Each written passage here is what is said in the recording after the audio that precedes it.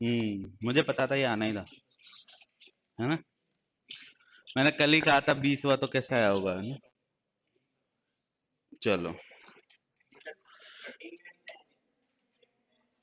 13 में।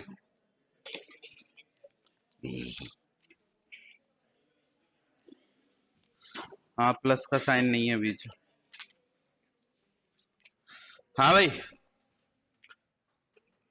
ये लिखा है आपका √13 is equal to 3.605। √130 is equal to 11.40, and you have to find out the value for √1.3 plus √1300 plus √0.013। ठीक है ना। किसी ने किया इस सवाल को? हो गया? किसका हुआ? एक, दो, और बस। कैसे किया बताना भाई। इसको कर दूं? पक्का? चलो, तो ये 13/10 हो गया। एक जीरो और कैसे लगा दे? अच्छा, तो ऐसे ऐसे कर दूं मतलब, है ना। अच्छा, आगे 1300 ही लिख दूं? अच्छा, ये 13/1000 हो गया ये। अब एक जीरो और लगा दूं? अच्छा, ऊपर नीचे कर देंगे। समझ में आ गई क्या भाई बात? क्लियर है यहां तक? कोई डाउट? कुछ नहीं किया, दशमलव भिन्नों को चेंज कर लिया, चेंज करके इसको 10 से ऊपर नीचे गुणा कर दिया, और इसको भी 10 से ऊपर नीचे गुणा कर दिया। ठीक है, कोई दिक्कत है? चलो, 130 का वर्गमूल है 11.40। ठीक है, लिखा हुआ है तुम्हारे सामने। 100 का वर्गमूल कितना? 10। 1300 का? भाई 13 × 100 लिख सकते हैं इसको, है ना। 13 का वर्गमूल आपको दे रखा है 3.605, और 100 का वर्गमूल हो जाएगा कितना? 10 हो जाएगा। ठीक है साहब। चलो, 130 का वर्गमूल दे रखा है 11.40, और 10,000 का वर्गमूल हो जाता है कितना? 100 हो जाता है। ठीक है, तो ये कितना हो जाएगा? 1.140 प्लस 36.05 प्लस 0.1140। समझ में आ गई? तो बस इनको जोड़ लो, 1.140, 36.05 और 0.1140। 0, 4, 5 और 4, 9 और 1, 10 जीरो, हासिल 1, 37.304 आपका आंसर आ जाएगा। ठीक है भाई, कोई दिक्कत है? और बताओ। 25 क्या कह रहा है? ये 25 तो बता दिया था मैंने, क्लास में बता दिया था यार। ये है √1694/x प्लस कितना है? 14 इज इक्वल टू 25। तो ये हो जाएगा आपका √1694/x बराबर 11। 14 उधर जाके घट गया 25 में से, पक्षांतरण, है ना। अब क्या करना है? x का मान निकालना है, तो x को वर्गमूल से बाहर निकालना पड़ेगा। तो कितना? 1694/x, और 11 का स्क्वायर कितना? 121। 121 इधर आ जाएगा, x इधर चला जाएगा, तो x बराबर कितना हो जाएगा? 1694/121, भाग दोगे 14, आंसर आ जाएगा। ठीक है, और बोलो। 86, 71, और बोल दो। 71 देखो साहब, मतलब मैंने डाउट की कही तो 2-4 तो गायब हो गए आज, है ना, कि फिर आते ही सर माता खाएंगे कि डाउट का है, जिसमें वो तो गया स्पेशली, है ना, तेरा भाईला।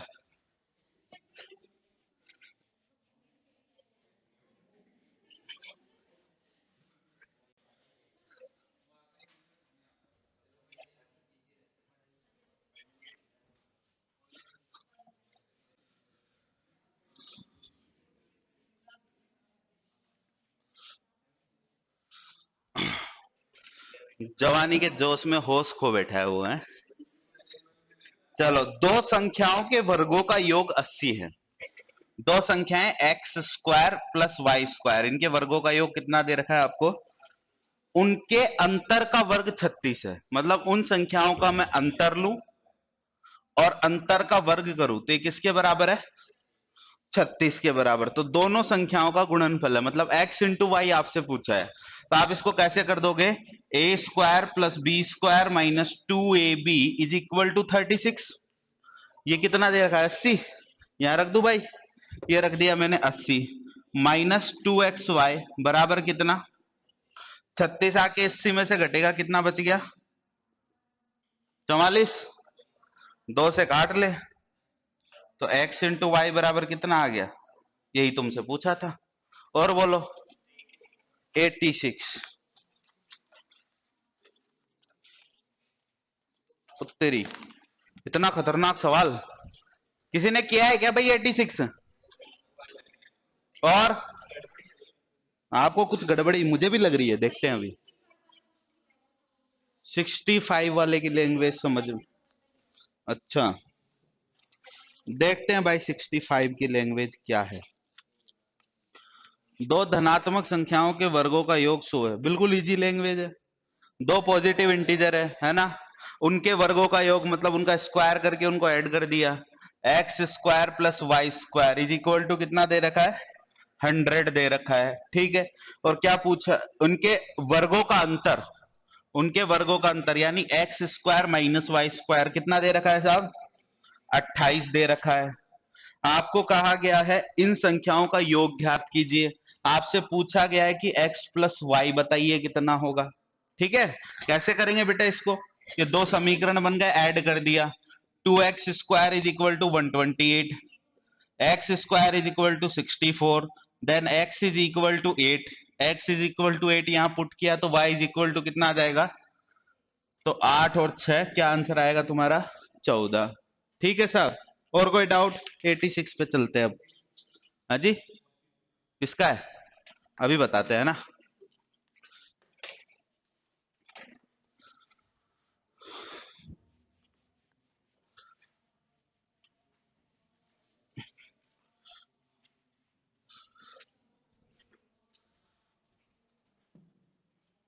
हाँ साहब, 86 देखिए, ये आपको दे रखा है cube root of 3.5 plus cube root of 2.5 multiplied by cube root of 3.5 का स्क्वायर, है ना, माइनस क्यूब रूट ऑफ 8.75। इसमें प्लस लगा लेना इसके बाद यहां पे, ठीक है ना। क्यूब रूट ऑफ, ये थोड़ा सा मिसप्रिंट है भाई, प्लस लगा लेना, ठीक है। हाँ वो भी बिल्कुल स्क्वायर में, यहाँ प्लस जरूर लगा लेना, इस जगह प्लस नहीं लगा है तुम्हारी सीट में, ठीक है। चलो अब सुनो ध्यान से, मैंने क्या किया? मैंने क्यूब रूट ऑफ 3.5 को मान लिया ए, कोई दिक्कत है? और क्यूब रूट ऑफ 2.5 को मान लिया कितना? बी। तो ये कितना हो गया? ए प्लस बी, ठीक है साहब। ये कितना हो गया? ए स्क्वायर, इसका भी पता नहीं है, छोड़ देते हैं। ये कितना हो गया? B square. और देखो 8.75 मैंने 3.5 मल्टीप्लाइड बाई 2.5 किया, कितना आना चाहिए? 50 25 5 हासिल, दो 5 दिया 15 और दो 17, ठीक है। ये 875 यानी 8.75 आ गया। तो ये वास्तव में क्या लिखा हुआ है? ए गुणा बी लिखा हुआ है, तो ये माइनस में कितना हो गया? A b. कुछ दिख रहा है क्या इसमें? क्या दिख रहा है? ए क्यूब प्लस बी क्यूब का फॉर्मूला है ये, है ना। तो ए क्यूब प्लस बी क्यूब इसका आंसर आना चाहिए। ए की वैल्यू कितनी है? क्यूब रूट ऑफ 3.5 का क्यूब और क्यूब रूट ऑफ 2.5 का क्यूब। क्यूब और क्यूब रूट एक साथ लगा है, कैंसिल हो जाएगा। कितना आ जाएगा? 3.5 प्लस 2.5। अच्छा उत्तर आ जाएगा। ठीक है साहब। चलो अगला बताओ, कौन सा बता रहा था? 42।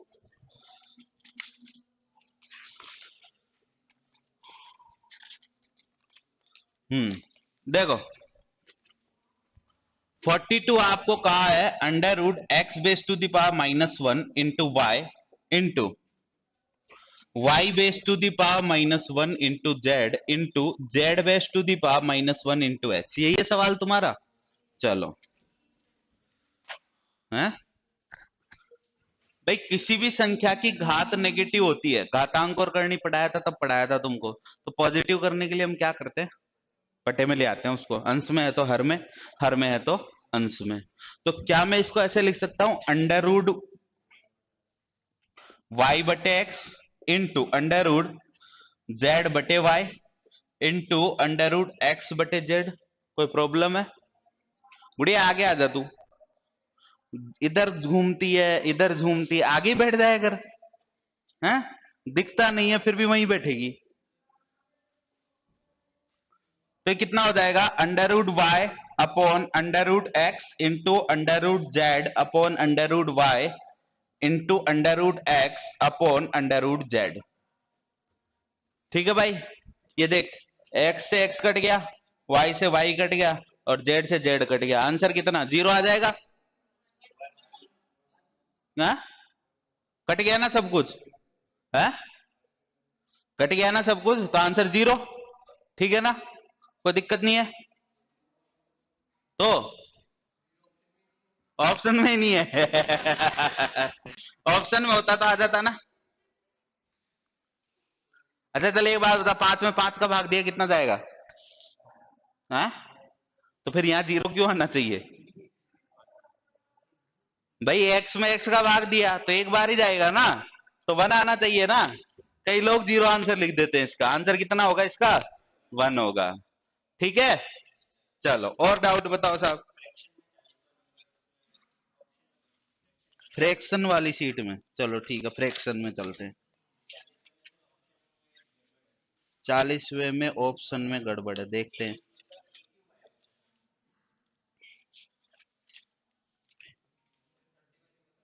हाँ, ऑप्शन बी में ए क्यूब कर लेना। हाँ, फ्रैक्शन में 39। अरे यार ये लिखा है ना बेटा, उसके उसके बाद लिख लेना 3/11। सही है, 3/11। ये क्वेश्चन नंबर 39 है फ्रैक्शन के अंदर। उसमें लिखा है उसके उसके 3/11वें भाग की बात की है यहाँ पे। ठीक है। चलो और बताओ। 36 किसका? किसका? फ्रैक्शन का 31। चलो ठीक है साहब, देखो 31 देखो। तुमने निकाले तो है ना वास्तव में क्वेश्चन? है? कहीं ऐसे कर रहे हो कि सर डेली डाउट डाउट करते तो 2 बात 10 बता देते वैसे ही? है?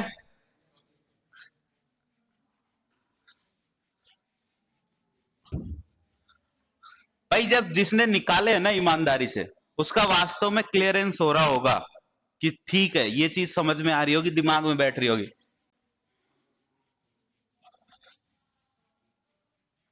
पूछो भाई, डाउट की कोई मना नहीं है। देखो आपका लिखा है कितना? 0.1 के ऊपर बार और उसका स्क्वायर 1 - 9 इंटू 0.16 और 6 के ऊपर है बार, है ना? नहीं 6 के ऊपर ही है भाई, 6 पे ही है, 16 पे नहीं है। इसमें तो मिसप्रिंट भी नहीं है। गड़बड़ कर दी तूने। चलो अब इधर देखो साहब, इसको क्या लिख सकते हो? 1/9 उसका स्क्वायर, ये कितना है? 1 - 9, ये कितना हो जाएगा? 16 - 1/90 का स्क्वायर। ठीक है साहब। अच्छा ये हो गया 1/81। ये कितना हो गया 1 माइनस 9 गुणा 15/90, 15/90 इंटू 15/, कोई इश्यूज नहीं है इसमें। अच्छा काट लो, 15×6 = 90, 15×6 = 90, 3 दूना 3 तिया 3 दूना, तो 1/81, 1 माइनस 1/4, तो ये हो जाएगा आपका 1/81 गुणा 3/4, 27 तिया होता है 81 और 27 के होता है, तो 1/108 आपका आंसर आ जाएगा। ठीक है साहब, और बताओ 56 इसी में।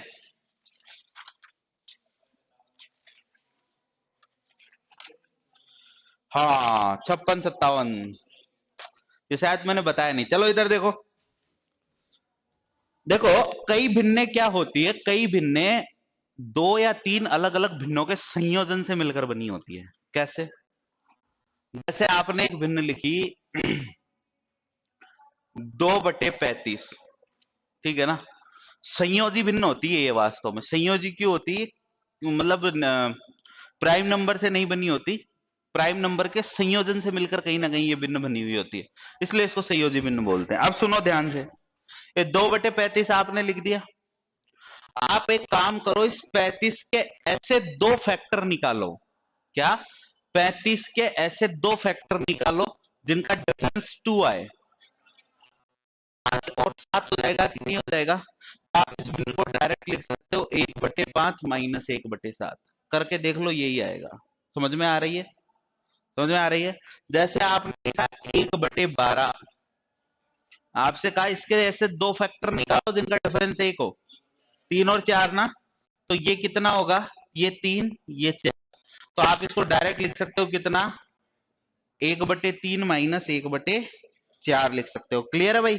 अच्छा, एक भिन्न लिखी मैंने 3/70, बताओ जल्दी से, 2 फैक्टर बताओ जिनका डिफरेंस 3 हो।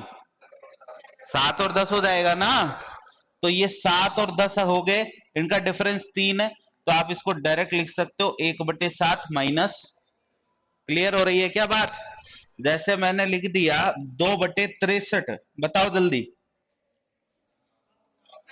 7 नाम 63 ना, तो आप इसको लिख सकते हो 1/7 माइनस 1/9। क्लियर है बात इतनी?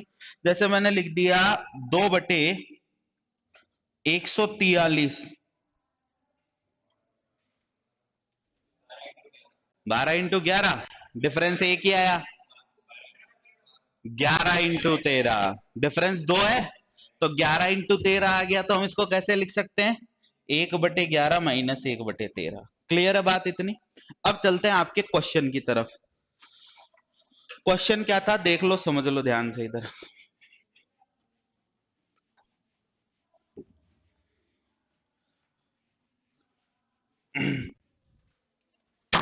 क्वेश्चन आपका ये था 1/6 plus 1/12 plus 1/20 plus 1/30 plus 1/42 plus 1/56 plus 1/72 plus 1/90 plus 1/110 plus 1/132 plus 1/156। अरे मैंने बढ़ाया ही है, कम थोड़ी किया है। हैं भाई, छोटा करता तो फिर भी तुम परेशान होते, मैंने तो बढ़ा दिया और क्वेश्चन को। ठीक है ना? चलो, अब ये क्वेश्चन देख के तो हालत खराब होनी होनी है, क्योंकि अगर हमको कुछ एक्स्ट्रा स्पेशल नहीं पता तो एलसीएम लेके तो ये 25 साल में होगा प्रश्न, फिर क्या करें हम? तो आपको ध्यान देना है, 2 × 3, 3 × 4, 4 × 5, 5 × 6, 6 × 7, 7 × 8, चल रहा है ऐसे सीरीज। तो आप इसको कैसे लिख देंगे? 1/2 माइनस 1/3, 1/6 को लिख सकता हूं साहब। चलो, 1/3 minus 1/4 plus 1/4 minus 1/5 plus 1/5 minus 1/6 plus 1/6 minus 1/7 plus 1/7 minus 1/8 plus 1/8 minus 1/9 plus 1/9 minus 1/10 plus 1/10 minus 1/11 plus 1/11 minus 1/12 plus 1/12 minus 1/13। यही है, कट जाएगा सब कुछ। ये 3 4 5 6 7, 11 और 12 तक कट जाएगा, कट गया। क्या बच रहा है हमारे पास? 1/2 माइनस 1/13। तो 13 एकम 13 और 2 एकम 13 में से 2 गया तो अच्छा, ये तो बात हो गई है। कभी कभार एग्जामिनर क्या है आपके मजे लेता है। मजे कैसे लेता है? हैं? हाँ सॉरी 26। कभी कभी एग्जामिनर आपके मजे लेता है। मजे कैसे लेता है मैं बता देता हूँ। आपको बढ़िया पैटर्न चल रहा है, आपका खुशी खुशी चल रहा है, कोई दिक्कत वाली बात नहीं है, ये टर्म हटा देगा और यहाँ 15 कर देगा। क्या करेगा? आपका पैटर्न बिगाड़ने की कोशिश करेगा, तो आप थोड़े से परेशान हो जाओगे। परेशान नहीं होना, इस टर्म को हम अलग से सोल्व कर लेंगे। हमारा कोई टैक्स थोड़ी लग रहा है भाई। अगर वो ये टर्म यहाँ पे 20 की जगह 15 कर दी, एक बार ऐसे कर देगा, ये 20 रहने देगा यहाँ के, यहाँ पे सेकंड टर्म पे आपको परेशान कर देगा, ये 9 लिख देगा। तो हमें परेशान होने की कोई जरूरत नहीं है। 1/9 को हम अलग से सोल्व कर लेंगे, हमारी सीरीज में नहीं है वो नंबर। ठीक है साहब, कोई दिक्कत है? कर लोगे अभी ये दोनों सवाल? चलो अगला बताओ।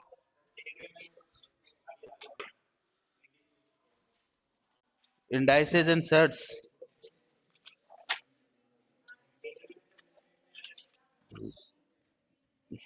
हाँ 13वें में मिसप्रिंट है। रुको, 13वां क्या कह रहा है? 13वां ये कह रहा है कि यदि 3 की पावर x+8 बराबर 27 की पावर 2x+1 हो तो x का मान ज्ञात करो, ये कह रहा है 13वां क्वेश्चन। ठीक है।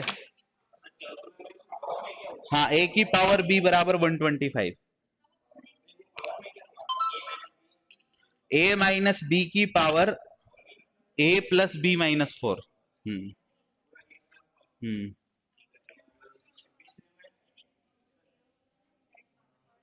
26, इसी में 2600।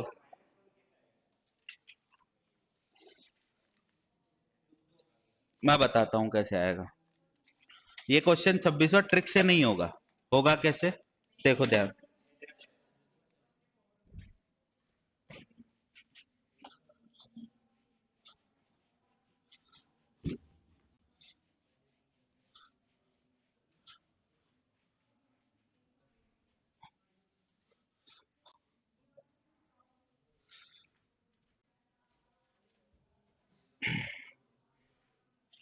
हाँ भाई, 26वां बता रहे हैं भैया, देखो ध्यान से।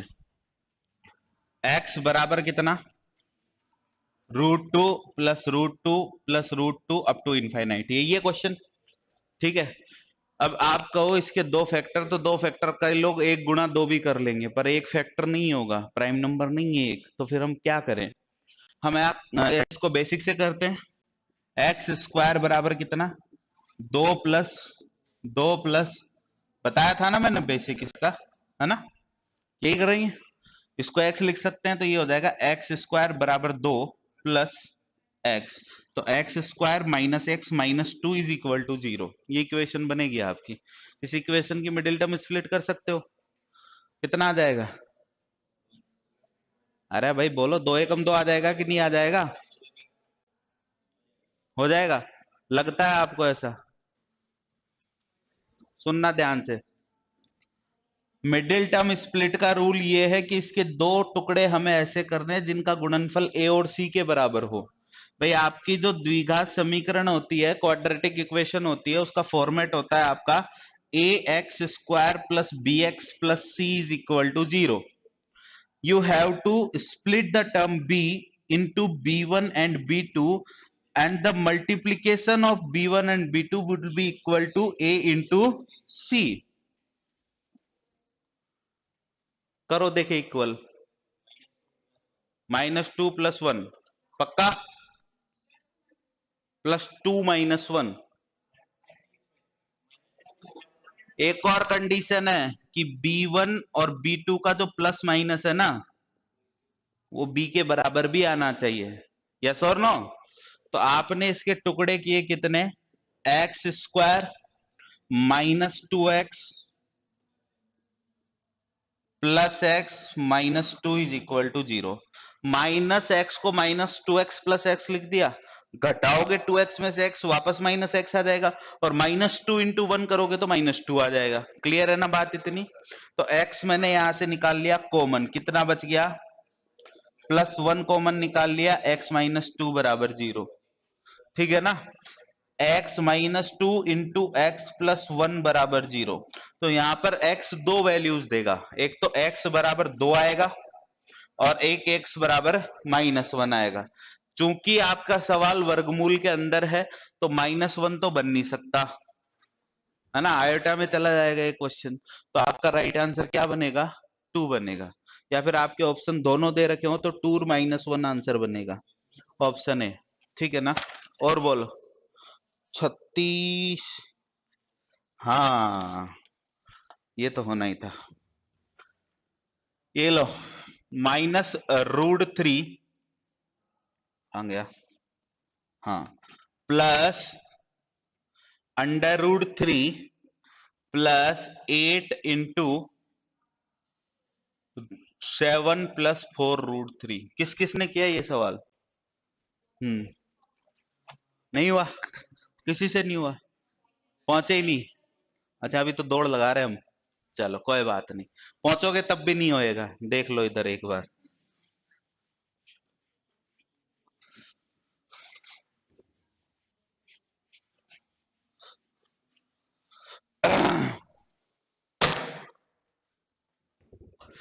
दिक्कत ये है कि √3 का वर्गमूल नहीं पता हमें, √3 की क्या वैल्यू होगी हम नहीं जानते, और जानते भी है तो 1.732 अगर मैं 4 में ऐड कर दूंगा 5.732 हो जाएगा, वो मतलब 4 से गुणा करूंगा, है ना, फिर गुणा करके फिर 7 में जोड़ूंगा तो फिर आगे वर्गमूल फंस रहा है।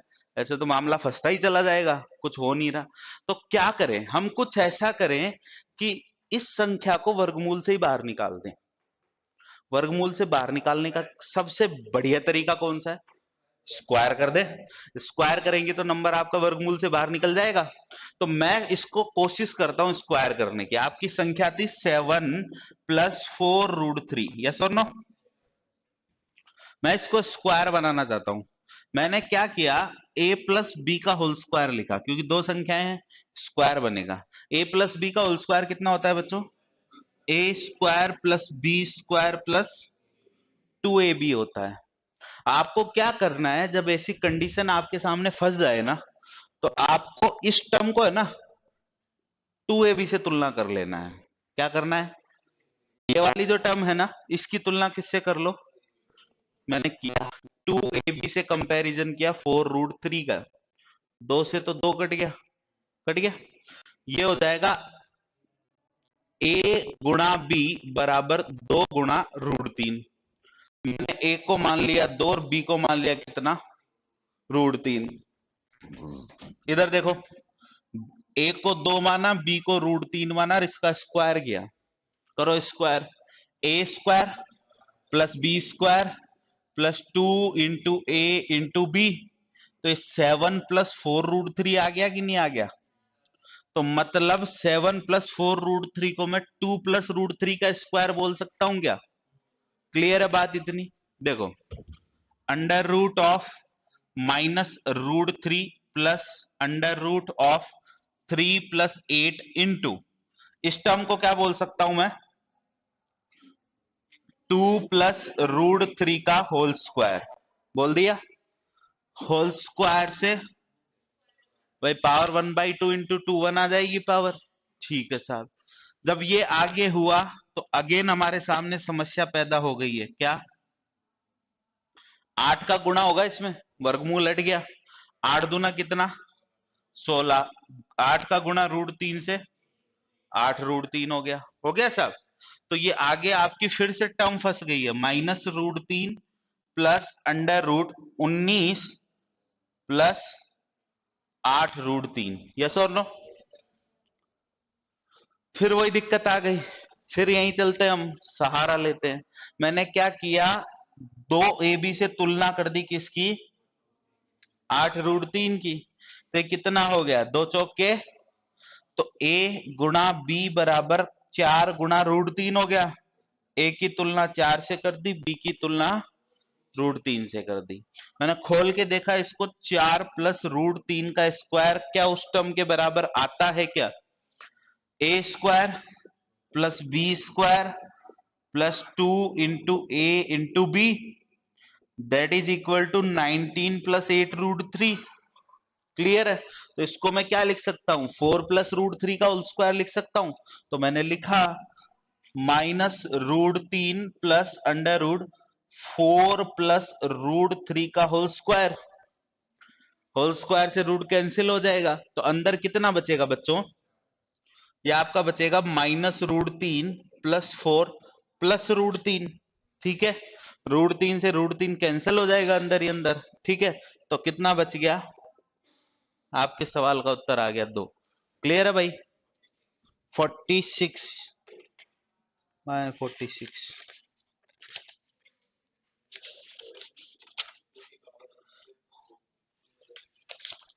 ये भी अच्छा सवाल है।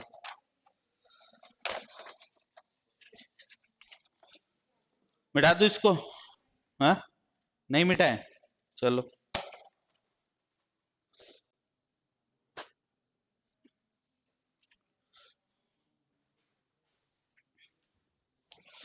आज गर्मी तेज है।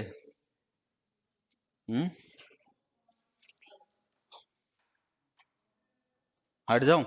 ये लो।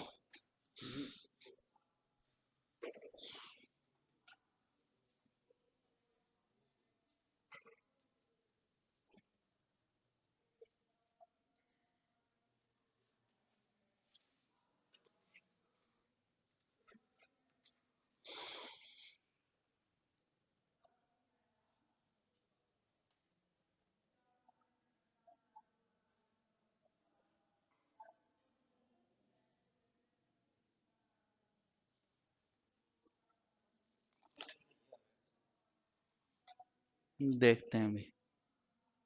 लिख लिया भाई? चलो,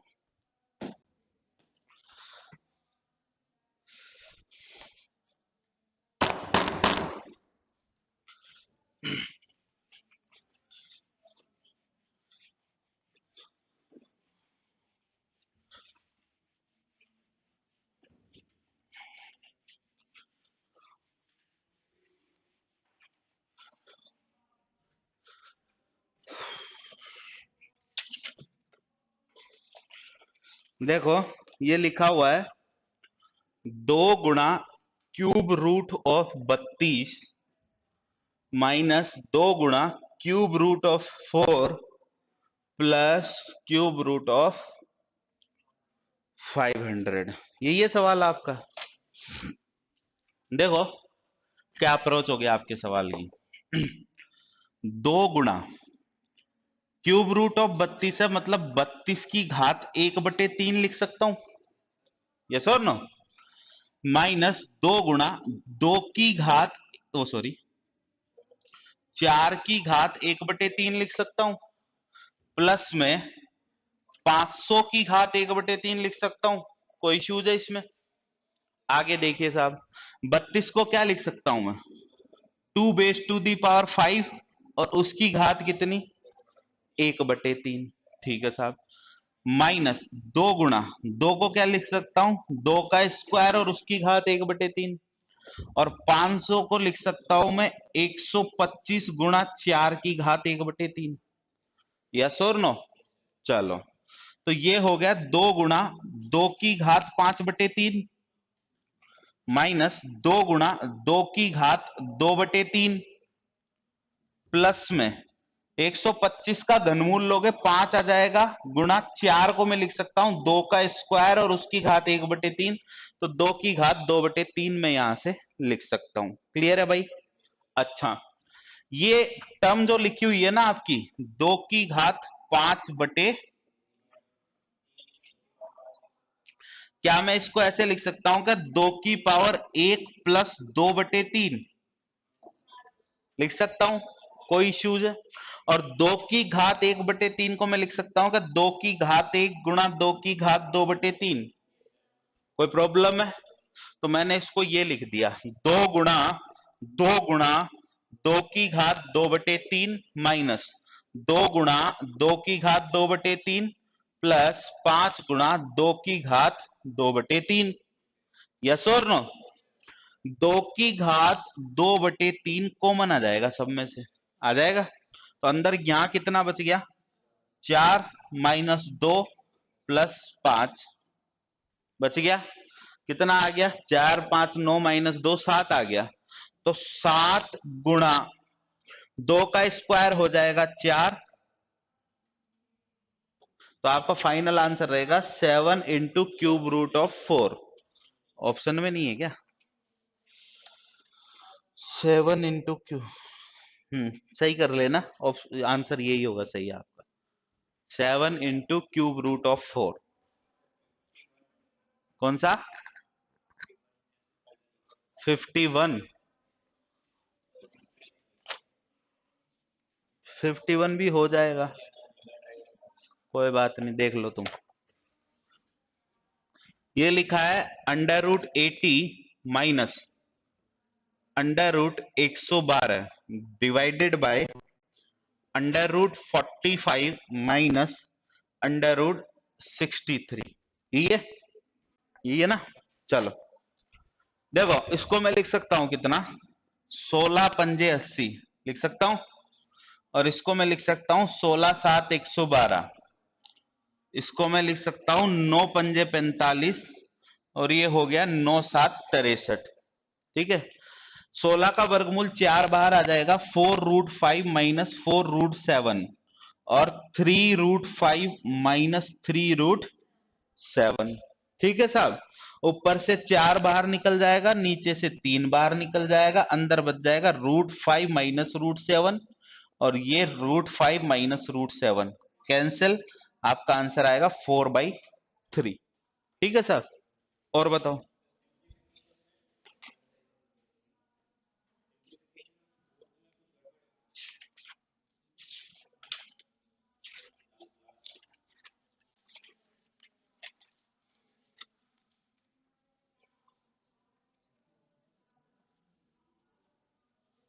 ये है ना 0.072।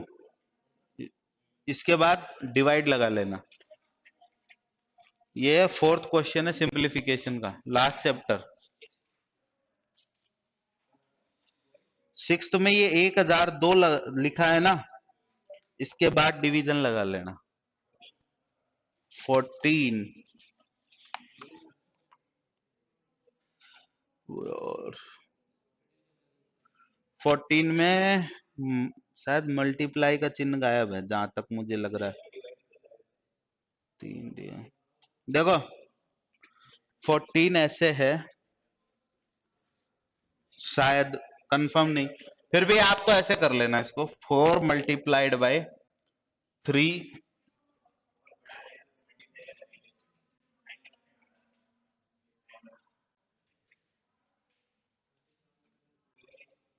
+4 कर लो इसको, ऐसा करो 4 × 3 डिवाइडेड बाई 3 × 3। ठीक है ना? आगे एक डिवीजन भी गायब है, वो भी लगा लेना।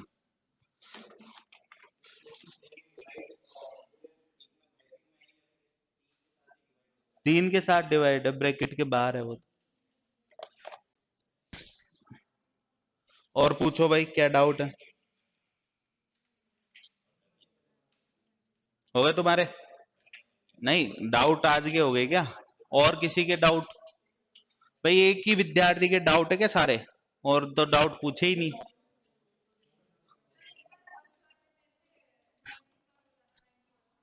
फर्स्ट वाले में 91।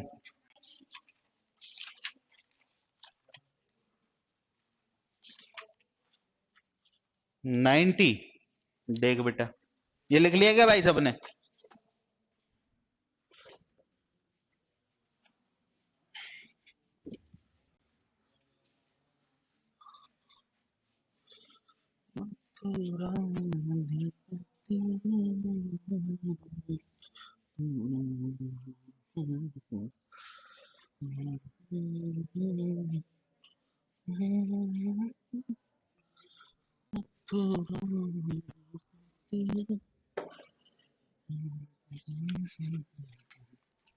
देख बेटा, ये लिखा है under root 21 plus cube root of 59 plus root 16 plus cube root of 722 plus root 49। ये है सवाल आपका, ठीक है ना? अरे हाँ कि ना? हाँ, गुणनचास का वर्गमूल निकाल बेटा, 7 आ जाएगा। 7 को 722 में जोड़ेगा, प्लस लगाए तो कितना आएगा? 729 आ जाएगा। 729 के ऊपर क्या लगा है? घनमूल, क्यूब रूट। 729 का क्यूब रूट कितना? 9। 16 और 9 कितना? 25 का वर्गमूल कितना? 59 और 5 कितना? 64 का घनमूल कितना? 21 और 4 कितना? 25 का वर्गमूल कितना? आंसर, बात खत्म। और बोलो, और है किसी के डाउट? अरे बोल दो, एक और है, बताओ भाई। हाँ, फ्रैक्शन में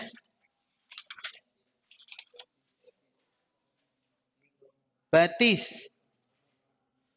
हाँ, ये लो भाई 35 लो। 1980 रुपए एबीसी में बांटे गए। ए का आधा भाग, बी का 1/3 भाग और सी का 1/6 भाग सम है। ठीक है, चलो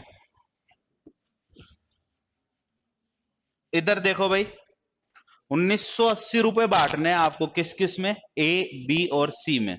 आपके सामने लिखा हुआ है ए का आधा भाग, बी का 1/3 भाग और सी का आपस में इक्वल है। मैंने इन दोनों को उठा लिया, तो यहां से ए बाई बी का रेशियो कितना आ गया? सम का मतलब इक्वल ही तो होता है, समान। हो जाएगा कि बताऊं? चलो ठीक है, अगला बोलो।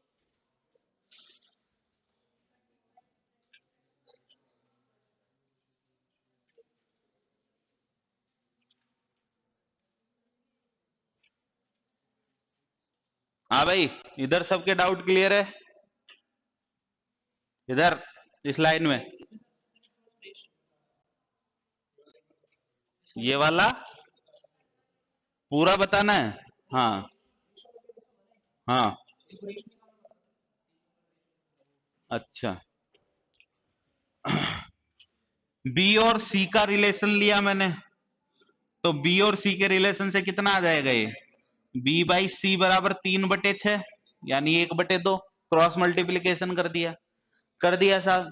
अब मुझे क्या करना है? ए, बी और सी का रेशियो निकालना है। ये ए रहा, ये बी रहा और ये सी रहा। ए और बी का रेशियो 2:3, बी और सी का रेशियो कितना? 1:2। तो 2 एकम 2, 3 एकम 3, 2 तियाम 6। कैसे बराबर हुआ रेशियो? रेशियो बराबर करने के लिए 2 का गुणा तो 1 से कर दो, 3 का गुणा 1 से कर दो और ये 3 का गुणा 2 से कर दो। इधर 1 लिखने की इधर 3 लिखने की आवश्यकता नहीं है आपको, डायरेक्ट कर सकते हो। 6 और 3 9 2, टोटल रेशियो कितना हो गया? 11। टोटल रुपए कितने बांटने थे आपको? 11 एकम 11, 11 8 88, 180 गुना हो गया। आपकी जो मान है, जो वैल्यू आपको बांटनी है, वो अनुपात का 180 गुना है। तो 180 गुना अनुपात समान इकाइयों पर काटकर बनाए जाते हैं। भाई सुनो एक बात मेरी, आपने लिखा 3/5, लिखा, यहां लिखा 3:5, बराबर है क्या? क्यों? 8 कहां है? 5 ही है। अरे ये इक्वल है क्या? किस किस को लगता है ये इक्वल है?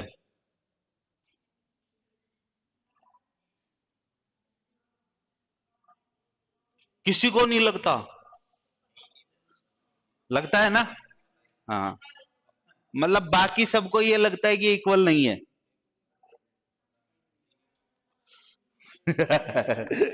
पता नहीं, इतनी मैथ पढ़ ली, इतनी सी बात नहीं पता तुमको?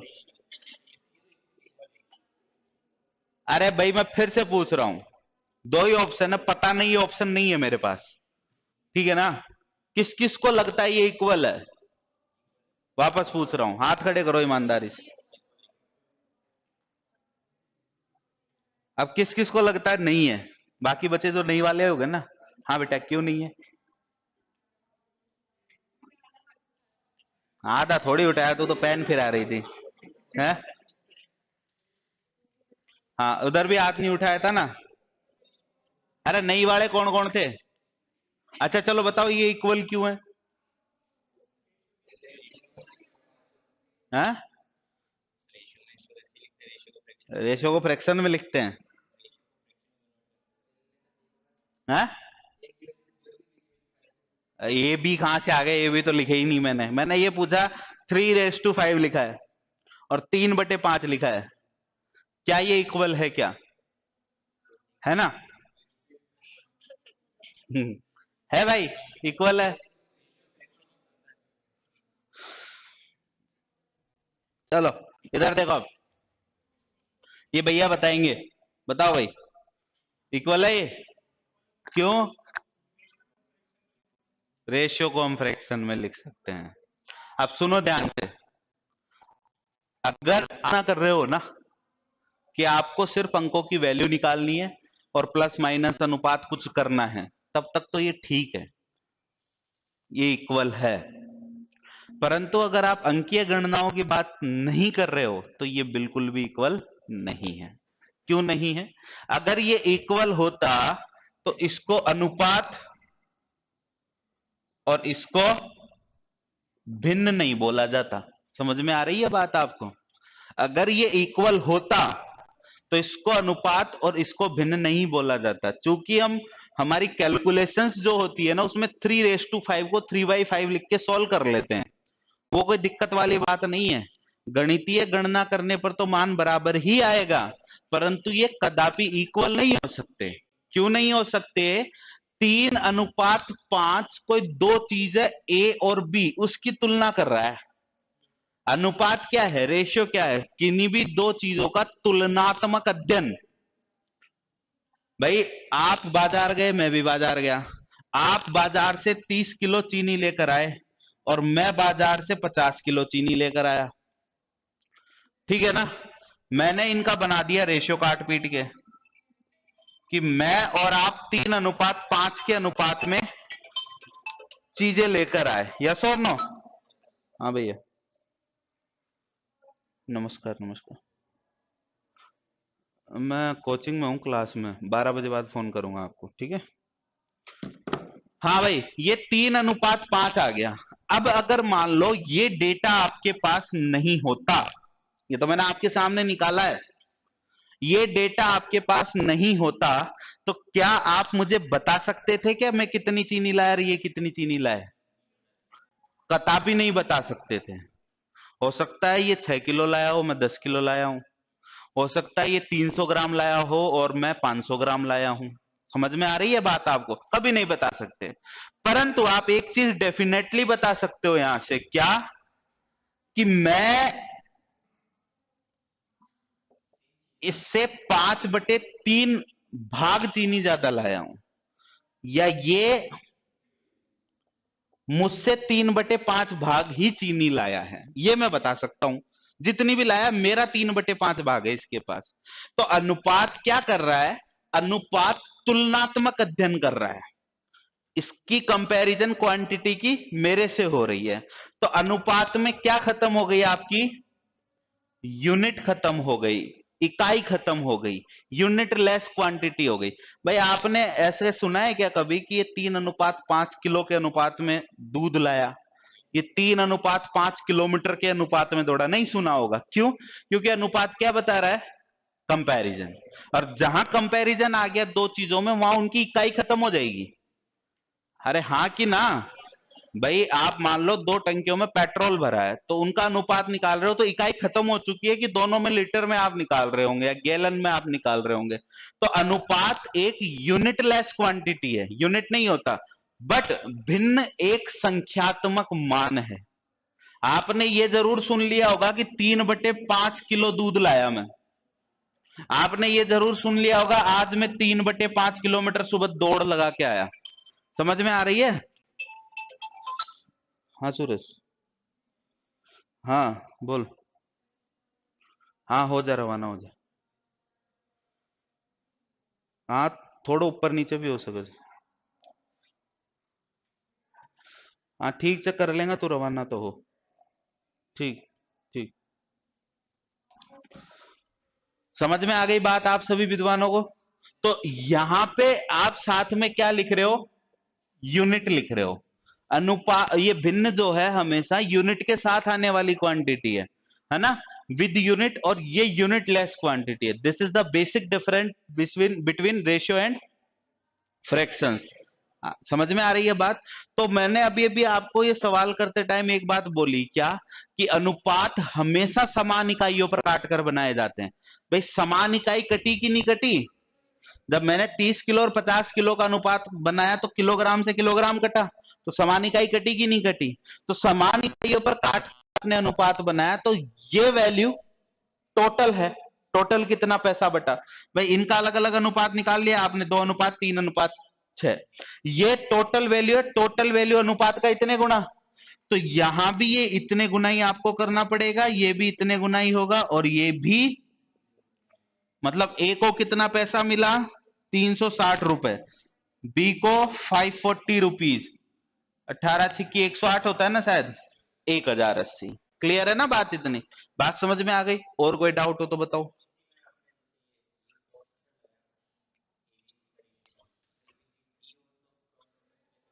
वो भी हो जाएगा, ये लो साहब। है। हाँ मैं ये बता देता हूँ आपको, देखो ध्यान। A raise to B raise to C raise to D, ठीक है? ये अनुपात दे रखा है आपको 2:1। ये अनुपात दे दिया आपको 3:4। 4। और ये अनुपात दे दिया आपको 5:3। कोई दिक्कत है? लिख दिया ए बी बी सी और सी डी का रेशियो लिख दिया। और आपसे पूछ लिया ए बी सी डी का रेशियो चाहिए। तब आप क्या करेंगे? ए का रेशियो कैसे निकलेगा? 3×2=6। 6×5। ये रेशियो किसका? ए का। बी का कैसे निकलेगा? 3×1=3। 3×5=15। ये वाली चीज समझ में आ गई? ये वाली चीज किसका रेशियो बनाएगी? बी का रेशियो। कितना आ गया? 15। सी का रेशियो कैसे निकलेगा? 1×4×5। तो ये जो वैल्यू निकलेगी ना, ये सी की निकलेगी 145। ठीक है ना? कितना? 4×1=4। 4×5=20। और डी का कैसे निकलेगा? 1×4×3। ए और डी, बी और सी। समझ में आ गया ना? A D. क्लियर है? ये बी और ये सी। क्लियर हो गई बात? कितना आ जाएगा ये? 12। और कोई डाउट? अरे क्लियर है? चलो क्वेश्चन। कौन बोला? कोई नहीं बोला? कान बज रहे मेरे।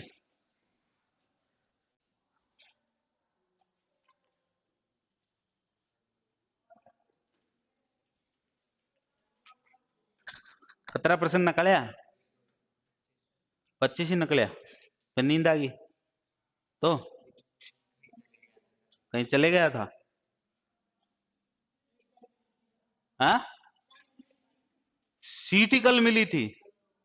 यार तुम तो मतलब ये, मतलब तुमने कोई अलग ही पार्टी बनाई है क्या अपनी?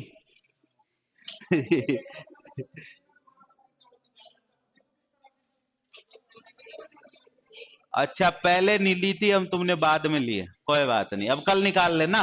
मैं कल भी आ रहा हूं पढ़ाने, टेंशन मत लेना। है ना?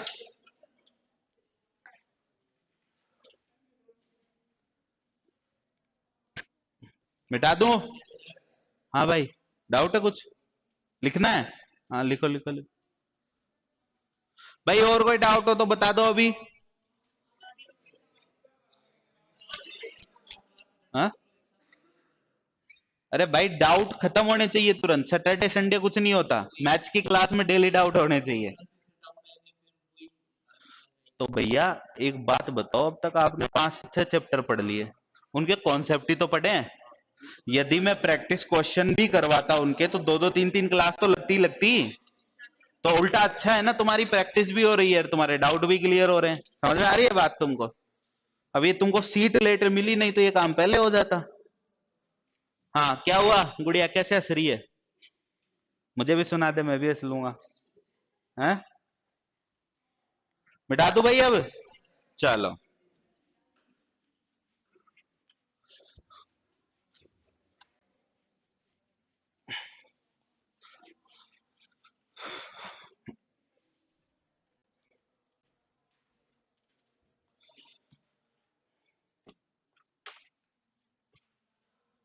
हाँ, अब कोई डाउट नहीं है, आगे बढ़ सकते हैं।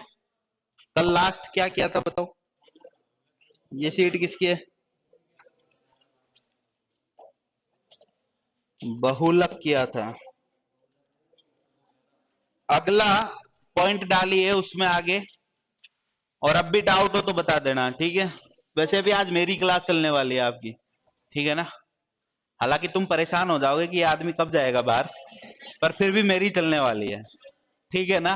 चलो लिखो। हाँ जी, 1 मिनट का ब्रेक चाहिए। पानी पी के आओगे? चलो जाओ पे आओ, जल्दी आ जाना भाई।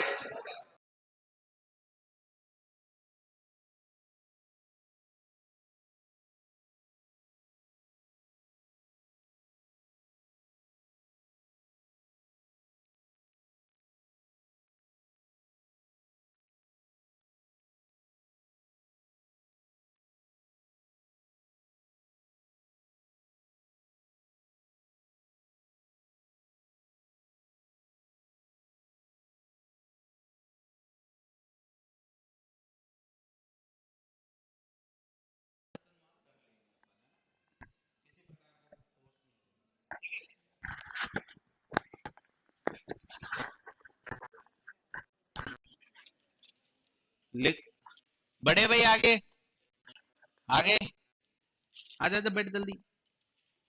लिखो, हिंदी मीडियम वाले लिखो अगला पॉइंट। बहुलक हो गया था, क्वेश्चन हो गए थे, कोई प्रैक्टिस बाकी थोड़ी थी।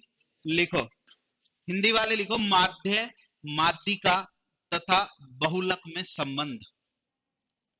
माध्य, माध्यिका तथा बहुलक में संबंध।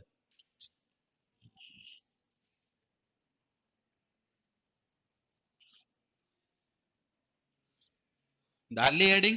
अब इसमें लिखो, गणितज्ञ कार्ल पियर्सन ने, कार्ल पियर्सन ने माध्य, माध्यिका तथा बहुलक, माध्य, हाँ, गणितज्ञ कार्ल पियर्सन ने माध्य, माध्यिका तथा बहुलक के बीच में, के बीच में निम्न प्रकार का संबंध स्थापित किया।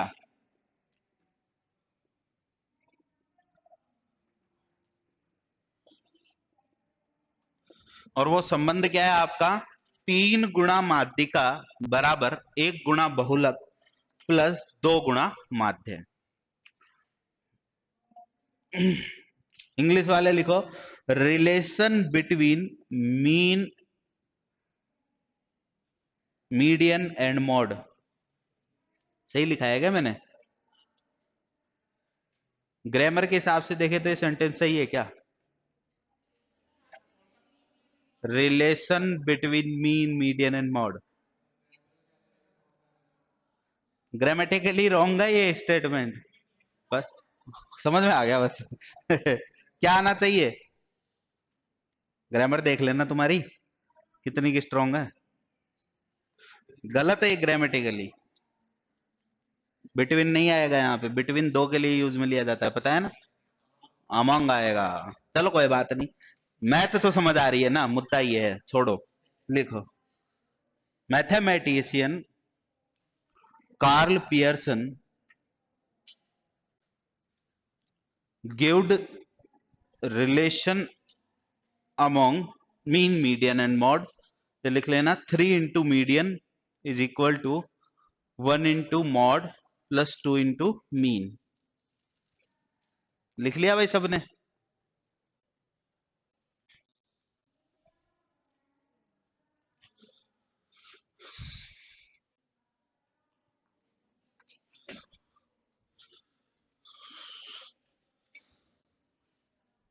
लिख लिया? अब सुनो, देखो ये तो दे दिया कार्ल पियर्सन साहब ने, पर हम भी तो प्रैक्टिकली करके देखे ना कि ये चीज सही है कि क्या नहीं है। समझ में आ रही है बात आपको? तो प्रैक्टिकली हमें भी करके देखना चाहिए इसको कि वास्तव में ये चीज सही है कि गलत है। तो हम एक एग्जांपल लेंगे, प्रैक्टिकली इसको देखेंगे और देखेंगे कि वास्तव में आसपास रिजल्ट आ रहा है कि क्या हो रहा है कि क्या नहीं हो रहा है। तो आप एक क्वेश्चन लिख लेंगे, वर्ग 0 से 10, 10 से 20, 20 से 30, 30 से 40, 40 से 50, 50 से 60, 60 से 70, और उसके बाद डालेंगे क्या, फ्रीक्वेंसी एफ कितना, 22, 36, 49, 50, 16, 15 एंड 9। अब आपको इसका मीन भी निकालना है, मोड भी निकालना है, मीडियन भी निकालना है, और ये जो रिलेशन आपको लिखवाया गया है इसको चेक करना है।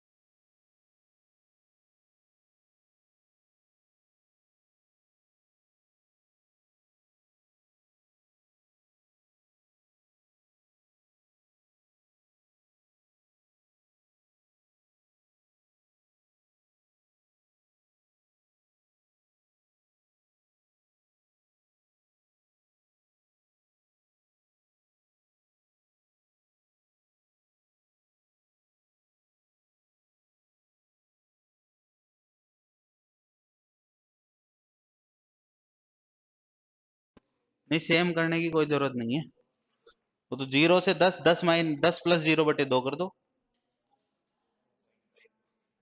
कोई दिक्कत वाली बात नहीं है। आया क्या सेम? आज आ गया होगा। कितना ज्यादा बड़ा डिफरेंस है? चलो चेक कर लेंगे अभी। भाई थोड़ा बहुत डिफरेंस तो चलता है।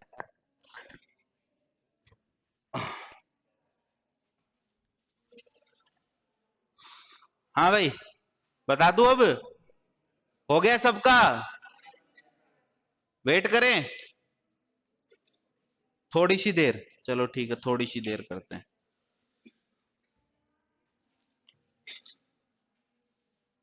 अरे तू कहाँ पहुंचा? तेरा तो अभी मेरे को लग रहा है मीन ही नहीं निकला है। माध्यक निकले हो कौन? ये कर लिया मतलब? तो ये तो मैंने दिया ही नहीं क्वेश्चन।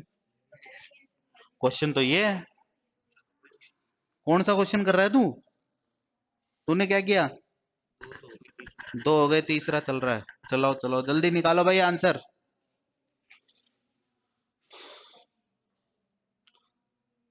हाँ आगे।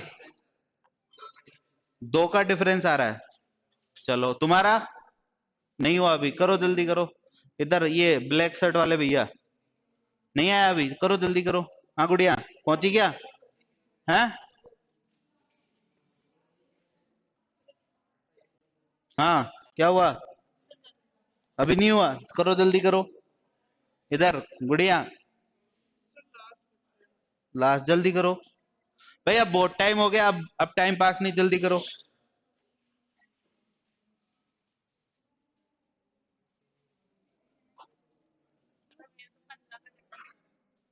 15 को? इतना तो नहीं आना चाहिए यार। चलो कोई बात नहीं, अभी देख लेंगे। हाँ भाई, अब कर लिया नहीं कर लिया, सब शांत बैठो और इधर देखो। अब मुझे कुछ नहीं आता, आप लोग ही बताओगे, है ना? इधर देखो सब, इधर देखो। क्या करेंगे माध्य के लिए? F x upon x sigma F करेंगे ना। तो पहले माध्य का काम निपटा लें। तो सबसे पहले हमें क्या चाहिए? एक्स चाहिए। कितना आ जाएगा? 5, 15, 25, 35, 45, 55, 65। ठीक है साहब। क्या करना है आपको? एफ एक्स करना है। तो एफ इंटू एक्स कर लो साहब। कितना आ जाएगा? 22 पंजे 110, 360 और 180, 540। ये कितना आ जाएगा? 50 से गुणा कर लो, 1250 में से क्या कम कर लो? 25 कम कर लो। कितना आ जाएगा? 1225 आ जाएगा। ये आ जाएगा 35 पंजे कितना? 175 यानी 1750। ये कितना आ जाएगा? 16 पंजे 80, 16 चौके 64 और 8, यही आएगा क्या? अच्छा, ये कितना आ जाएगा? कंफर्म ना? यार 825 कैसे? पक्का? चलो ठीक है, ये कितना आ जाएगा? 500। ये क्या आ गया? पूरा एफ एक्स। कोई दिक्कत है भाई इसमें किसी को? अरे गुड़िया क्या कर रही है? देख ले इधर, ये तो पढ़ा हुआ नहीं है ना। देख ले। तो ये एफ एक्स आ गया, कोई दिक्कत है? क्या करना है? समेशन करना है इसका, करो। सिग्मा एफ एक्स आपका आएगा कितना? पक्का कंफर्म है ना? गलती थोड़ी की है। 5755 आपका आ गया। ठीक है साहब। और क्या करना पड़ेगा? सिग्मा एफ कितना आ गया? 197। क्लियर है बात इतनी? तो माध्य कैसे निकलेगा? X bar is equal to sigma f x upon sigma f is equal to 5755 upon 197 is equal to 29। हाँ, 29 पॉइंट।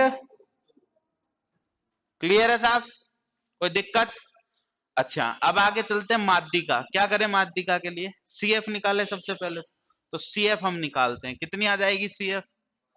22 तो ऐसे कैसे? कितना? 36 और 22 58, फिर 9 और 8 17, 7 80 लेख, 5 4 9 1 10, 107, 157 और 10 67 और 6 180 197। क्लियर है? तो क्या निकालना है? n/2 197/2 कितना आ जाएगा? दो नाम 18 बच गया एक, दो अट्ठे 16, 98.5। कौन सा ग्रुप लेंगे? 20 से 30 वाला। अच्छा, ये आपका मीडियन ग्रुप बन गया। बन गया साहब? तो मीडियन कैसे निकालें? m बराबर l plus n/2 minus c upon f into h। Yes और नो? चलो, l कितना? ये कितना? 198.5। c कितना? अच्छा, 98.5। अच्छा, c कितना? 58 डिवाइडेड बाय 49 10। तो ये कितना आ जाएगा? 20 प्लस 0.5 ऐसे कैसे? 0 और 40 अपॉन कितना? 49। इसको हटा देंगे तो लगभग 9 बार चला जाएगा। हाँ जी, निकला किसी ने कंफर्म? 8.2। तो ये हो जाएगा 20 प्लस 8.2, 28.2 आपका आ गया। ये मीडियन आ गया। ठीक है साहब, अब चलते हैं किसकी तरफ? बहुलक। बहुलक में क्या करना पड़ेगा? मोस्ट अकरिंग फ्रीक्वेंसी, ये वाली। तो ये आपका मोड वाला ग्रुप हो गया। हो गया साहब मोड वाला ग्रुप। क्या फॉर्मूला है? Z is equal to L plus F1 minus F0 to F1 minus F0 minus F2 into H। L कितना? 30। F1 कितना? 50। F0 टू F1 49 और 16 मल्टीप्लाइड बाय 10 कितना हो जाएगा? ये 30 प्लस 1 बटे 49 और 16 कितना हो जाएगा? 65। 65 गया तो बच गया 35।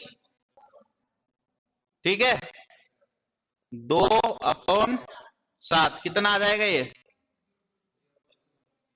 30 प्लस 7 दूने 14, तो 0.2 के आसपास आ जाएगा, है ना? कितना हो गया? 30.2 आपका हो गया। अब आपको फॉर्मूला क्या लिखवाया है? 3 इंटू माध्य का लिखवाया है ना, median is equal to 1 into mode plus 2 into mean. Median कितनी है? 28.2 into 3 is equal to mode कितना है? 30.2 प्लस मीडियन कितनी है? वो मीन कितना है? 2 इंटू 29.21। ठीक है साहब, कितना आ जाएगा? 3 दूना 6, 8 तिया 24, 84.6। ये कितना होगा? 30.2 प्लस 21 दूना 42, 9 दूना 18, 5 58। तो ये आएगा 84.6 और ये आएगा कितना? 88.62। लगभग इतना डिफरेंस आ जाता है, 2-4 का डिफरेंस चलता है। तो ये रिलेशन था किनका? कार्ल पियर्सन का। क्लियर है? कभी एग्जाम में पूछे तो वैल्यू रख के आंसर निकालना है। ये आपको याद रखना है, 3 into median is equal to 1 into mode plus 2 into mean.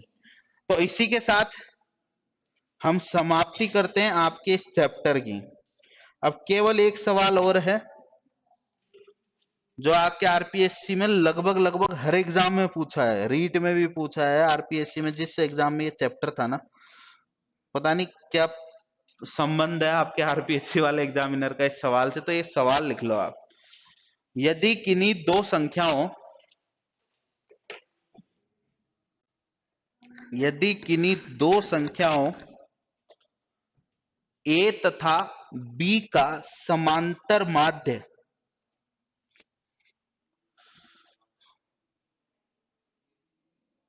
अच्छा साहब सुनो, एक मिनट एक मिनट एक मिनट, इधर देखो पहले। जैसे मैंने इसका मोड निकाला है ना, वो सॉरी मीन निकाला है ना, कई बार क्या होता है, एग्जामिनर आपको मीन देता है ऑलरेडी, कि मीन दे रखा है, पर ये वाली फ्रीक्वेंसी कर देगा वो गायब, यहां लिख देगा कितना, you have to find out this frequency. तो डरना नहीं है, वही फॉर्मूला लगाना है, उसको इक्वल करना है किसके, आपका जो मीन दे रखा है उसके, तो एक्स की वैल्यू आपकी आ जाएगी, ठीक है ना, परेशान नहीं होना है। तो लिखो, यदि किन्हीं दो संख्याओं a तथा b का समांतर माध्य तथा गुणोत्तर माध्य,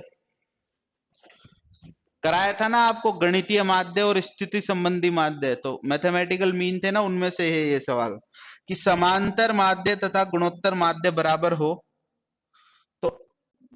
तो फिर आपके ऑप्शन दे रखे हैं उसने सीधे, कि a प्लस बी बराबर ए बी होगा, ऑप्शन बी आपको दे रखा है a प्लस बी बराबर अंडर रूट ए बी होगा, या फिर ऑप्शन सी आपको दिया हुआ है अंडर रूट ए प्लस बी बराबर ए बी होगा, या फिर ऑप्शन डी आपको दिया हुआ है कि ए बराबर बी के होगा।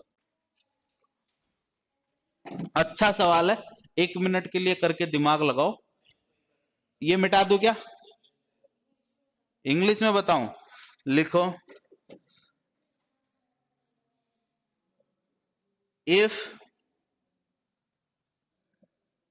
Arithmetic mean and geometric mean are equal for two numbers a and b, are equal for two numbers a and b, then find out the relation between them numbers, between the numbers, them नहीं छोड़ो, ये मिटा दूं क्या ये सवाल,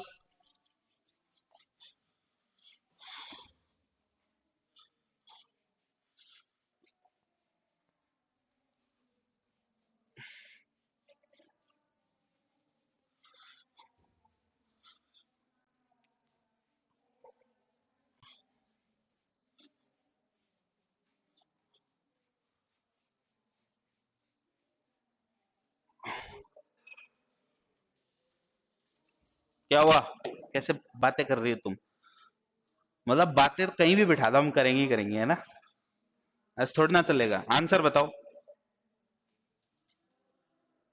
बताओ, D, अच्छा, एक आंसर हमारे पास आया भाई डी, और कोई ओपिनियन है आपका,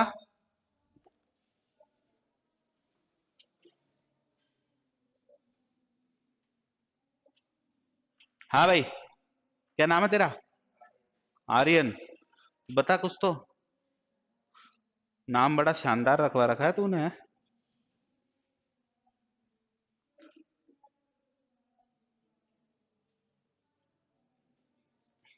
अरे भाई बड़ा इजी सवाल है, देखो इधर आपको कहा है दो संख्याएं हैं, उनका अर्थमेटिक मीन और ज्योमेट्रिक मीन इक्वल है। अर्थमेटिक मीन क्या होता है दो नंबर्स का, a plus b by two, yes और नो, और ज्योमेट्रिक मीन क्या होता है अंडर रूट ए बी। ये आपको दिया हुआ है क्वेश्चन ने, आपसे पूछा है ए और बी के बीच में या इस प्रकार में से कौन सा रिलेशन सही बैठेगा, तो यहां से तो कोई रिलेशन सही नहीं बैठ रहा, तो क्या करें हम, मैंने क्या किया, क्या मैं इसको ऐसे लिख सकता हूं a प्लस बी बराबर 2 गुना अंडर रूट ए बी, यस और नो, अरे हाँ कि ना, अच्छा लिख सकता हूं, है हो गया, हाँ। अब अभी भी नहीं समझ में आया तो एक काम कर लो, स्क्वायर कर लो इसका, ताकि ए बी बाहर आ जाएगा, तो कितना आएगा, A square plus B square plus 2ab, 2 का वर्ग हो जाएगा 4, और अंडर रूट ए बी का वर्ग हो जाएगा ए बी। कोई दिक्कत आ रही है साहब, 4ab को मैं ले आता हूं इधर, तो ये क्या बन जाएगा, A square plus B square minus 2ab is equal to 0। भाई 4ab इधर आएगा माइनस का होगा, माइनस के 4 में से प्लस के 2 आउट, चलो ये क्या बन गया आपका, ये फॉर्मूला बन गया है a माइनस बी का होल स्क्वायर बराबर 0, ठीक है। दोनों साइड का ले लेता हूं मैं वर्गमूल, वर्गमूल ले लिया तो क्या होगा, ए माइनस बी का वर्गमूल तो ए माइनस बी आ जाएगा, स्क्वायर हट जाएगा, और जीरो का वर्गमूल जीरो आ गया। तो यहां से रिलेशन निकला क्या आपका, ए बराबर बी आपका रिलेशन निकलेगा। समझ में आ गई ना बात आपको। अब आप चाहते ना तो यहां से भी आंसर दे सकते थे, बताओ कैसे है, वैल्यू रख के। वेरी गुड भाई, ऑप्शन से आप बड़ी आसानी से आंसर दे सकते थे, क्योंकि आपके दिमाग में ये चीज तो पता हो ही गई थी, है ना। अब a प्लस बी का हाफ किसके बराबर है, अंडर रूट ए बी के। यहाँ a plus b under root A b के बराबर कर दिया, ये ऑप्शन तो गलत हो गया। पहले ऑप्शन पे चलते हैं, a प्लस बी बराबर है 2 गुना अंडर रूट ए बी के, तो ये ए बी के तो बराबर हो नहीं सकता, ये ऑप्शन भी गलत हो गया। अंडर रूट ए प्लस बी तो कहीं आएगा ही नहीं, क्योंकि a प्लस बी बाई 2 होता है, तो यहां से ये ऑप्शन भी क्या हो गया। अब चौथा ऑप्शन बचा, इसको वेरीफाई कैसे करें। इसको वेरीफाई करने के लिए a और b को इक्वल कर दो, तो मैंने किया, तो a प्लस ए बटे 2 बराबर अंडर रूट ए गुणा ए हो जाएगा। तो a की जगह b रख के देखा मैंने, तो कितना आ गया, 2a/2 बराबर a आ जाएगा, ये कट गया। इक्वेशन सही हो गई मेरे, इक्वेशन सेटिस्फाई होते ये आंसर भी सही हो गया। क्लियर है, चलो मिटा दो इसको, मतलब लिख लो इसको।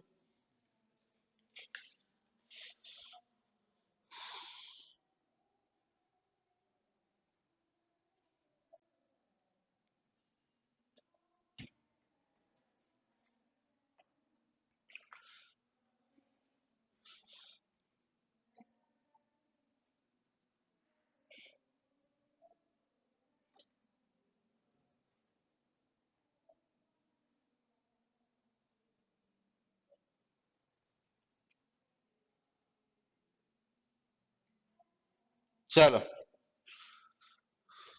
लिख लिया क्या, मिटा दूं। इसी के साथ ये चैप्टर आपका खत्म। प्रैक्टिस भी खूब कर ली हमने, और बाकी प्रैक्टिस जो करनी है वो आप अपनी किताबों से करें, सीट नहीं मिलेगी आपको इसकी, ठीक है। चलो अगली बात चलते हैं हम, लास्ट एंड फाइनल चैप्टर आपका चल रहा है क्या, ग्राफ। जो आपने डेटा पढ़ा अभी तक कि मीन निकाला, मीडियन निकाला, मॉड निकाला, टेबुलेशन आपने पढ़ा, क्या उस टेबुलेशन को हम ग्राफ्स में डाल सकते हैं। यस डाल सकते हैं। तो उस टेबुलेशन का जो अब तक हम रिप्रेजेंटेशन टेबल बना के कर रहे थे ना, वो रिप्रेजेंटेशन हमें कैसे करना है, ग्राफ के माध्यम से करना है। और ग्राफ के माध्यम से करने से, ग्राफिकल रिप्रेजेंटेशन से क्या फायदा होगा, फायदा ये होगा कि आप कंपैरिजन दो नंबर्स के बीच में बड़ी आसानी से, दो वैल्यूज के बीच में कंपैरिजन बड़ी आसानी से कर पाओगे। दूसरा, आपके पास स्थान की बचत होगी, आपका जो इतना प्लेस घेर रही थी ना टेबल, अब वो इतना सा हो गया। रिप्रेजेंटेशन कोई भी आप बनाते हो तो वो मतलब ग्राफिकल रिप्रेजेंटेशन अगर आप करते हो तो सामने वाले के अंडरस्टैंडिंग में उसको समझ भी अच्छा आता है, ठीक है। तो चलते हैं ग्राफ पे। अब ग्राफ क्या होते हैं, आपसे अगर कोई पूछ ले तो भाई मैथ पढ़ के आप बताओ ग्राफ क्या होते हैं।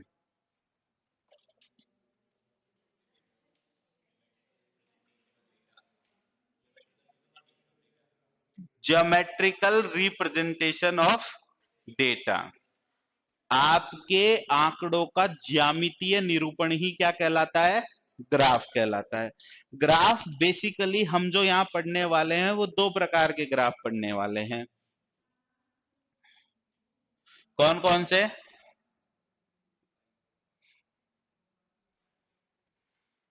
बोलो। पाई ग्राफ, और दो टाइप हैं,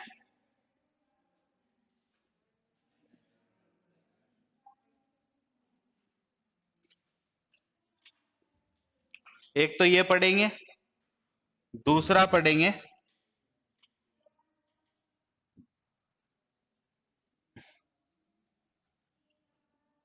बहुत सीधी भाषा में लिख दिया मैंने आपके लिए,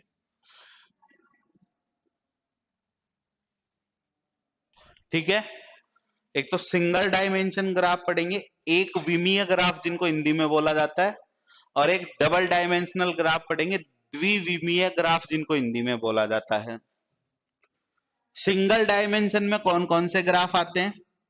एक तो आता है आपका रेखा चित्र, और एक आता है आपका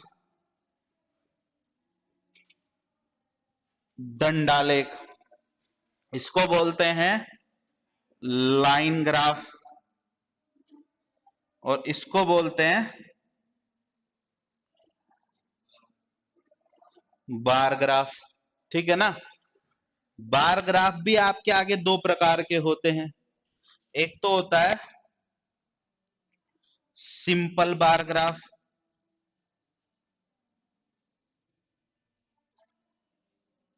और एक होता है आपका कॉम्प्लेक्स। लिख रहा हूं ना मैं, ये डबल डायमेंशन है। कॉम्प्लेक्स बार ग्राफ मतलब ये जो दंड आलेख है ना, वो दो प्रकार के होंगे। एक तो होगा सरल दंडालेख, एक होगा दोहरा दंडालेख। ठीक है ना? हिंदी वाले लिख लें, जैसे मैंने बार ग्राफ दंडालेख के दो भाग लिखे हैं ना, ऐसे दंडालेख के दो भाग हो गए, एक तो सरल दंडालेख, एक दोहरा दंडालेख। ठीक है? चलो आगे देखो, इसमें भी हम दो टाइप के ग्राफ पढ़ेंगे। एक तो पढ़ेंगे हम आयत चित्र, और एक पढ़ेंगे हम पाई चार्ट, इसको बोलते हैं हम हिस्टोग्राम। और ये हो गया आपका पाई चार्ट। ठीक है बच्चों, लिख लो इतना।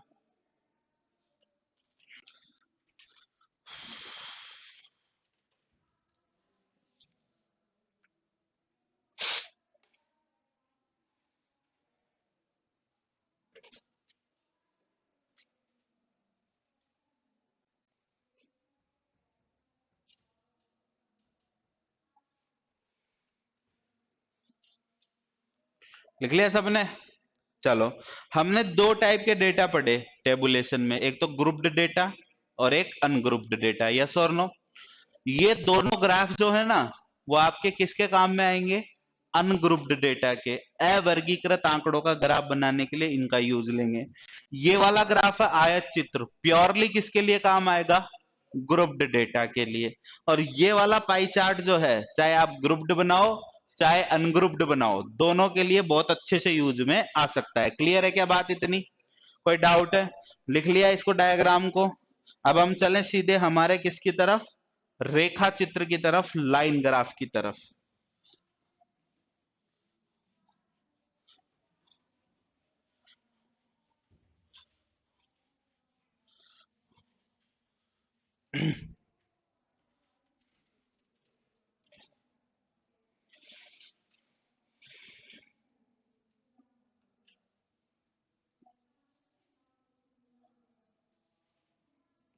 लाइन ग्राफ, देखो नाम से ही क्लियर है कि एक रेखा बनेगी आपके ग्राफ में, एक लाइन बनेगी, है ना? तो आप यहां पे डाल लें अपना पहला पॉइंट, लाइन ग्राफ, रेखा चित्र। एग्जाम्पल से हम समझेंगे, डेफिनेशन का कोई मीनिंग नहीं रहेगा यहाँ पे। भाई दो आपको जैसे कहा गया कि एक विद्यालय है, एक स्कूल है, ठीक है ना? और उस स्कूल के कुछ आंकड़े आपको दिए गए हैं।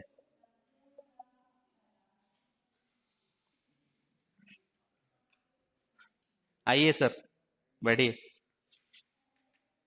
ये तो दुर्घटना हो गई तुम्हारे साथ है ना? तुमने सोचा कि अभी तो पता नहीं कौन सी क्लास चल रही होगी। अच्छा अच्छा, चलो कोई बात नहीं। कोई डाउट है तुम्हारे? करने थे, कल भी यही बात हुई थी यार। अच्छा अच्छा, फाइलें बनाने में लगे हुए हैं, काफी मेहनत करनी पड़ रही है। समझ सकता हूं मैं तुम्हारी भावनाओं। चलो इधर देखो भाई, ग्राफ के फॉर्मेशन में जो सबसे पहली बात समझने की है, ग्राफ कैसे बनाया जाता है? ग्राफ में दो प्रकार की एक्सिस पाई जाती है ना, ये होती है आपकी हॉरिजॉन्टल एक्सिस, हिंदी में बोलते हैं इसको क्षैतिज अक्ष, ठीक है। और ये जो एक्सिस होती है ना आपकी, ये एक्सिस होती है आपकी कौन सी एक्सिस? वर्टिकल एक्सिस, इसको बोला जाता है ऊर्ध्वाधर अक्ष, ठीक है ना। अब साहब आप पूछोगे कि क्या मतलब है इनका?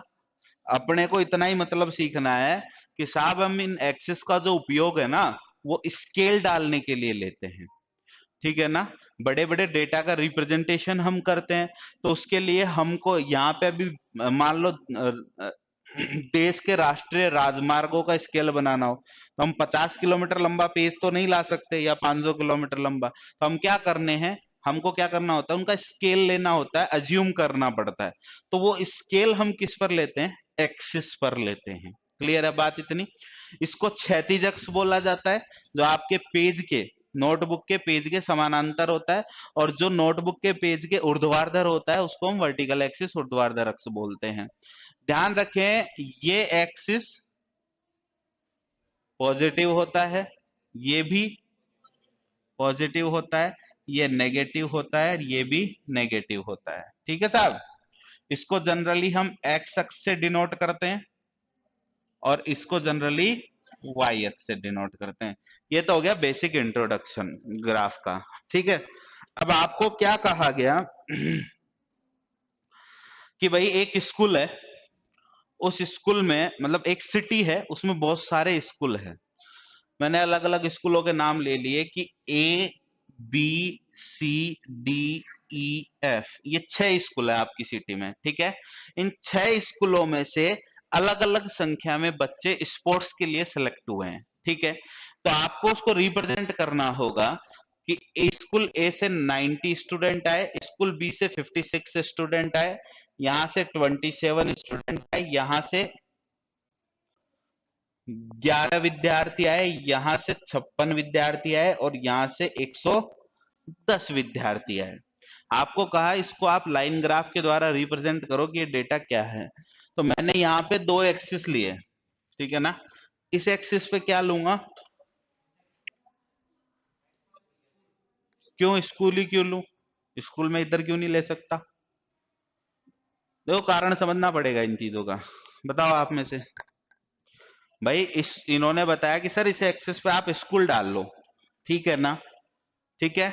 इस एक्सिस पे आप स्कूल क्यों नहीं डाल सकते? ग्राफ का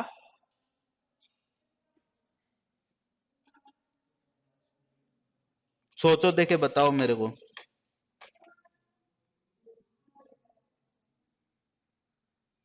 है भाई आपने ही बोला ना इस पे स्कूल डालो, मैंने कहा इस पे क्यों नहीं डाल सकते, इतना सा क्वेश्चन है मेरा। स्ट्रक्चर कैसे, मतलब क्या स्ट्रक्चर अलग बनेगा? वो तो इधर से भी ग्राफ बन जाएगा, उसमें क्या दिक्कत आ रही है?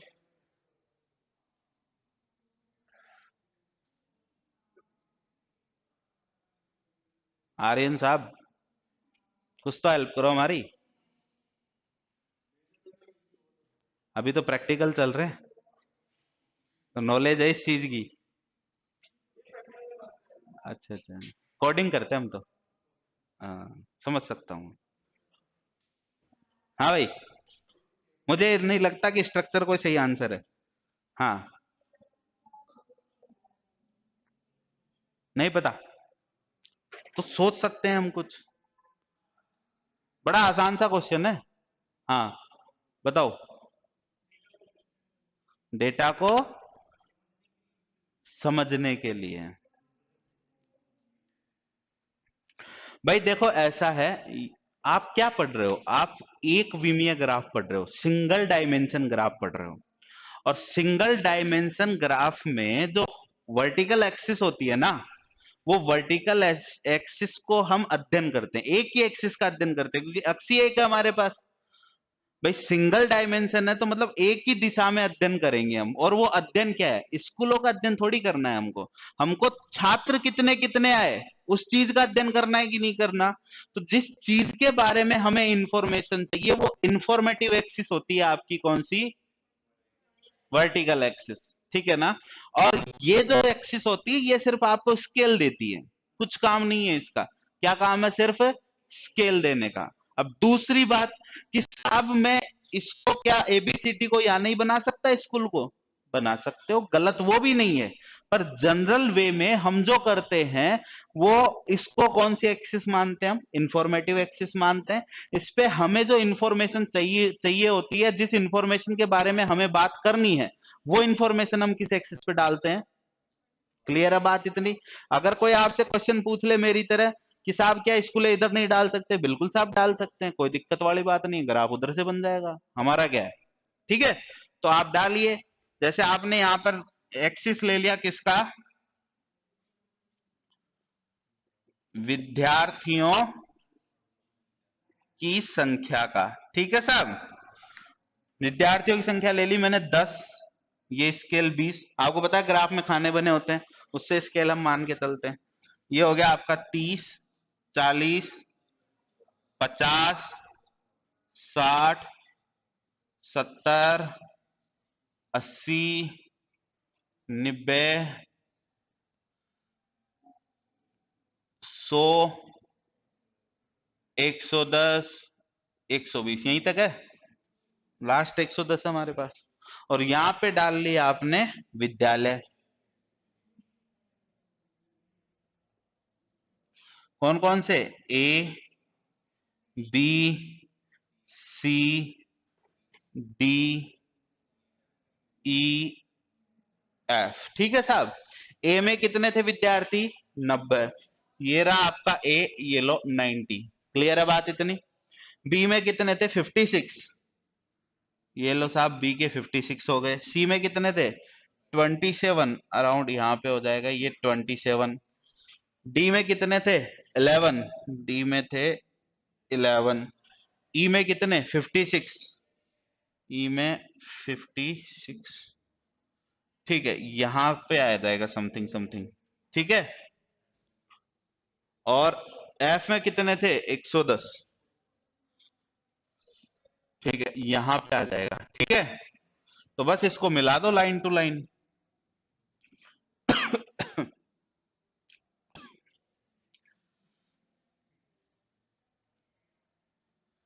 ये आपका ग्राफ बन गया, ये लाइन ग्राफ हो गया, ठीक है। क्लियर है? तो कुछ खास इंफॉर्मेशन है नहीं। अब दूसरी बात आती है कि इनके जब क्वेश्चन आएंगे तो क्वेश्चन क्या करवाएंगे? या तो आपसे अनुपात निकलवाएंगे, कोई दो अलग अलग डेटा आपको कहेगा कि विद्यालय ए बी सी तथा विद्यालय डी ई के छात्रों की संख्या का अनुपात निकालो। या फिर आपको इनका औसत निकलवाएगा, या फिर आपको इनका तुलनात्मक अध्ययन in the form of percentage करवाएगा। तो हमको क्या क्या आना चाहिए? रेशियो निकालना आना चाहिए, एवरेज आना चाहिए जो हम पढ़ चुके हैं, और परसेंटेज की थोड़ी सी जानकारी होनी चाहिए। ये जानकारी लेंगे हम कल। आज के लिए करते हैं हम इतना ही, ठीक है। अब इंपॉर्टेंट बात क्या है जो आपको पता है मैं बोलने वाला हूं? क्या है साहब?